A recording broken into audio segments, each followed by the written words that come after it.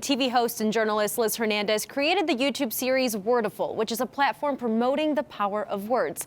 Now she's in town emphasizing a safe space for conversation, and we got to chat about the reason behind her passion project.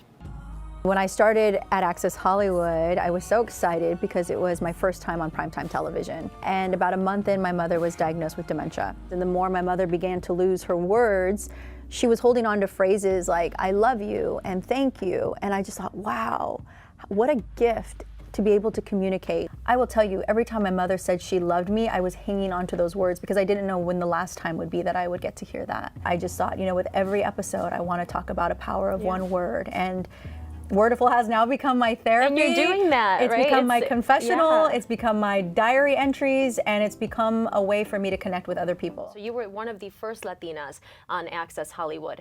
How does it feel to know that you're a role model? I mean, I'm looking at you and it's like, oh my gosh, Liz Hernandez, But in all honesty, it's something remarkable to be able to see a Latina following her dreams and also stepping outside of what you thought was your path. When I first started in radio, I actually was dealt a pretty crazy hand. I was told I sounded too white.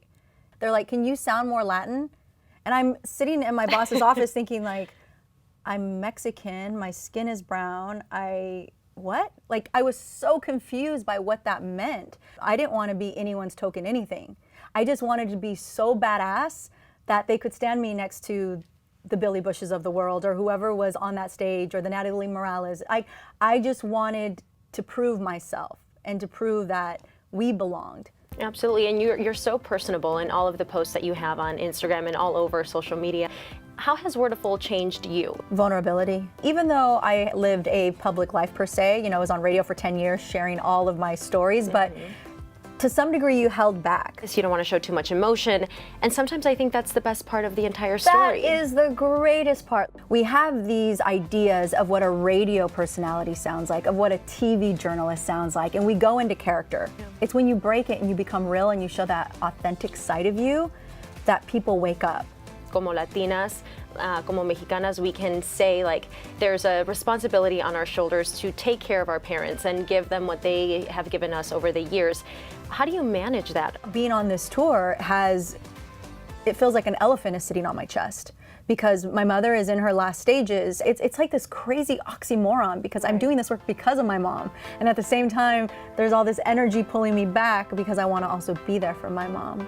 And I see you talking with so much truth, so much passion that almost is unreal or unattainable in a Latino household. We're not talking about these mental health issues or health issues overall, and I think that's something that you are trying to point out. I grew up in a household where my mother was a very private, proud Latina woman. Because she didn't show her feelings, I believe those feelings manifested in other ways. I believe part of that is the reason why she has the illness she has. I try to teach the community that there is such a thing as self-therapy, and it's free, and we can't be afraid of that. We can't be afraid to express ourselves. Absolutely, and support systems are so important and crucial at that part. I will say that is the thing I am most grateful for. I just don't know what I would do without the people in my life. And you can't leave Albondiga out. Oh, he is. Where is he? He is my caregiver. I'm surprised he's not here. I was hoping to meet him today. I'm glad you see it too. And I'm like, who is this dog? Like, what?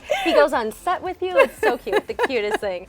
At family parties and everything, we have the tia that brings in pozole, right? Or the uncle who brings in empanadas and gorditas. Tamales. Tamales, exactly. And so you bring this new way of eating, right? This healthier way of eating. What I tell people is just to be mindful of what they're consuming. And that's not just our food. Our diet isn't just what we consume. It's the people we keep around us. Just like you cut the fat off your steak, sometimes you got to cut the fat out of your life. It's truly an inspiration to see you grow and to follow your career through everything that you're doing. So if I were to ask you what's next for Liz Hernandez, what would you say? Right now I'm currently working on a book, just trying to get all my thoughts onto paper. Would you change anything? Would you do anything differently?